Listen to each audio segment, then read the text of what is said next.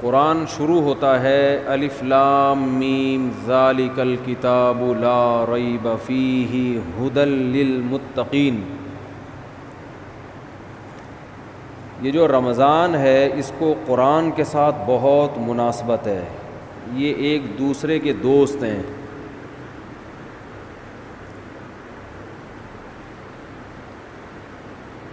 اسلام کے زندہ ہونے کی، اسلام کے برحق ہونے کی علامتوں میں سے ایک بہت بڑی علامت رمضان کا مہینہ ہے.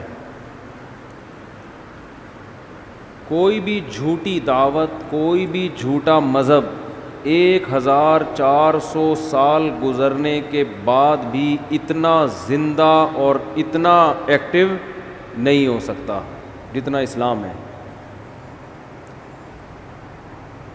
پوری دنیا میں ایک ہلچل مچ جاتی ہے، پوری دنیا میں مسجدیں بھر جاتی ہیں،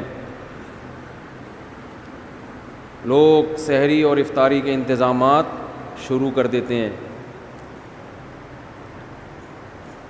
اور اللہ نے جو کتاب اپنے حبیب صلی اللہ علیہ وسلم پر نازل فرمائی اور یہ بتایا کہ یہ آخری کتاب ہے اور اس کی حفاظت میں خود کروں گا، تو اس کی حفاظت کرنے کے جو اللہ نے انتظامات کیے، ان انتظامات میں سے ایک انتظام تراویح کی نماز تھی. یہ وہ نماز ہے جو دوسرے مذاہب میں، آسمانی مذہبوں میں ہمیں نہیں ملتی. یہ وہ نماز ہے. اگر یہ تراویح کی نماز یہودیوں کے پاس ہوتی تو ان سے تورات ضائع بولیں نہ ہوتی، تورات ضائع نہ ہوتی. جب موسیٰ علیہ السلام پہ تورات نازل ہوئی تھی اسی وقت لوگ نماز میں اس کی تلاوت شروع کر دیتے اور پوری کتاب ختم کرتے جیسے ہم کرتے ہیں. تو اتنے لاکھوں اس کے حافظ پیدا ہو جاتے اور پڑھتے پڑھتے پڑھتے پڑھتے وہ آج اسی طرح ہوتی جیسے حضرت موسیٰ پر نازل ہوئی تھی. اگر موسیٰ علیہ السلام کو تراویح ملتی رمضان کی تو آج تورات ہمارے پاس اصل شکل میں موجود ہوتی. اگر عیسیٰ علیہ السلام کو یہ تراویح کی نماز ملتی تو آج انجیل اصل شکل میں موجود ہوتی. انجیل کے اتنے حافظ، موٹیویشن ملتی ہے نا. والدین جب اپنے بچوں کو دیکھتے ہیں کہ ہمارا بچہ نماز میں امامت کر رہا ہے اور الحمد سے لے کے والناس تک پورا قرآن سناتا ہے تو ان کا ظرف بڑا ہو جاتا ہے، دل بڑا ہو جاتا ہے. دوسرے والدین بھی سوچتے ہیں کہ ہم نے بھی اپنے بچوں کو حفظ کرانا. اس سے موٹیویشن ملتی ہے. اتنی موٹیویشن ملی کہ لاکھوں کروڑوں حافظ پیدا ہو گئے. ورنہ لوگ سب اپنے طور پہ قرآن پڑھتے، بہت ہی نیک لوگ حفظ کر لیتے، باقی لوگ کیوں حفظ کرتے بھائی؟ وہ کہتے کیا ضرورت ہے.